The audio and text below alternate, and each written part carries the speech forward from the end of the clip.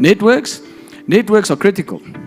If, one of the first things that I really enjoyed about this evening is we were chatting earlier and Nicole said, guys, can we get a tripod? I need to go on Instagram. That's a network. So she's putting herself out there. At the same time, all of us on the stage are being put out through what Nicole's doing.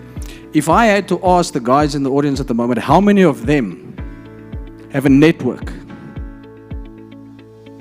It's going to be quite an interesting response from each and every individual. So the network, also fantastic talk I went to listen to on Tuesday. If you guys don't know the guy, Alon Reyes, he owns Race Corp. He summarized it quite nicely. He said, you need two networks in your life. You need a commercial network, so we want to do business with each other, and then you need a strategic network.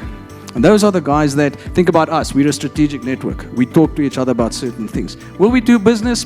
That's not the purpose of why we do. So there's your network, so have a commercial network, have a strategic network. The second thing is networking. Without networking, if you are not working at it, if you're not putting it out there, networking, if you're pitching, like we're going to do later on, that's a form of network. This is a form of network. That is a form of network. If you are sitting at home and you are doing nothing, you are not networking. If you think networking is jolling in a club somewhere, no, that's fun.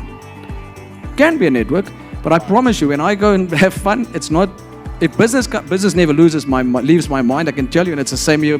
We'll chat, and we're always going to try and find business somewhere. But your networking is critically important. Alon mentioned something on Tuesday night which struck with me. He said, in this room, right now, is somebody that can change your life. Right now. But here's the challenge. If you're not talking to everybody in this room before you leave, you will never know.